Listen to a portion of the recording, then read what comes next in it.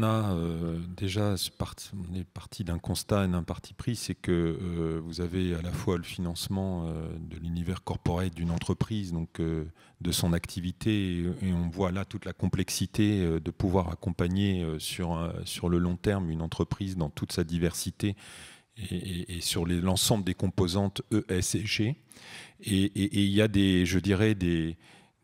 chemins plus lisibles et qui permettaient notamment de rendre le sujet de la taxonomie plus opérationnel sur les financements dits de projets de transition énergétique, où là, vous financez directement une société porteuse d'un projet en termes de photovoltaïque ou d'éolien ou de méthanisation ou de géothermie, par exemple, et sur lesquels vous avez une démarche beaucoup plus lisible et à la fois en capacité pour l'établissement de pouvoir accompagner, et puis aussi face à la technicité, la technologie que vous accompagnez, vous êtes sur une technologie donnée, vous n'êtes pas sur l'ensemble des éléments d'investissement d'une entreprise, et ça a été pour nous plus simple sur les sujets de transition énergétique de travailler au travers du véhicule réglementaire de la taxonomie sur ces sujets-là. On a donc créé notamment une direction de la transition énergétique environnementale qui intervient en transversalité au soutien de nos réseaux sur ces sujets donc, de transition énergétique. Et ça a été quand même une révolution en termes d'organisation de notre établissement, puisqu'il a fallu aussi associer des compétences extra-bancaires, techniques, sur la compréhension des projets que l'on accompagnait, pour justement rendre opérationnelle la mesure et la pertinence des projets au regard notamment des critères techniques de la taxonomie. Donc ça a été d'ailleurs un petit changement dans l'approche sur ces sujets-là, dans l'approche et la mesure du risque environnemental. Et c'est vrai que le projet de financement a été pour nous le premier axe le plus direct d'accompagnement de nos clients. Même si, comme je le soulignais, aujourd'hui, on en est aussi à avoir cette approche corporate qui est indispensable, qui est d'accompagner nos entreprises et nos ETI, notamment sur le sujet de l'adaptation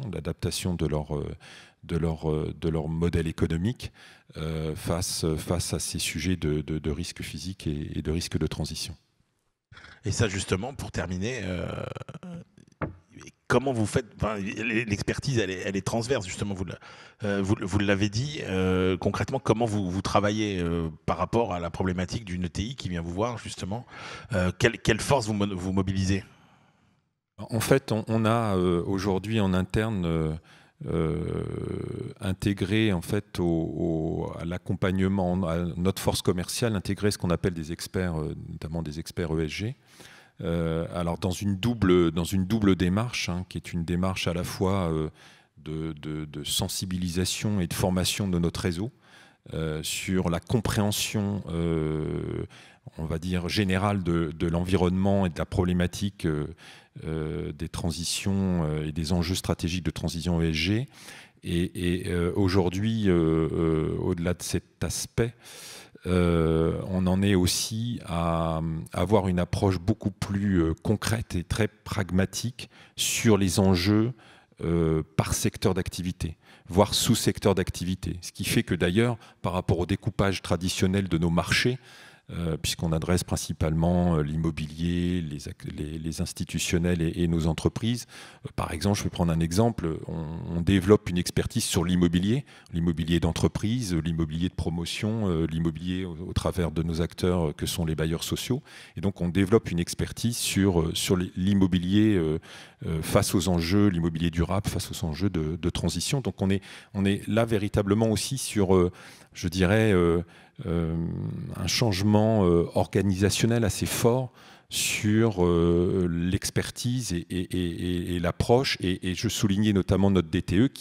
notre direction des transitions environnementales, qui accompagne notamment nos centres d'affaires dans la relation avec le client et aussi dans cette approche sectorielle et sous-sectorielle qui fait que on part aussi des constats et des attentes de nos clients sur, par exemple, la ressource en eau, hein, vous l'avez évoqué, et de leurs attentes, notamment en termes d'accompagnement. Là, je vois qu'une entreprise qui avait des problèmes de température, de refroidissement de four, par exemple, dans le cadre de ces bâtiments, de son usine. Là, il y a une attente précise sur comment je vais pouvoir réduire ma température.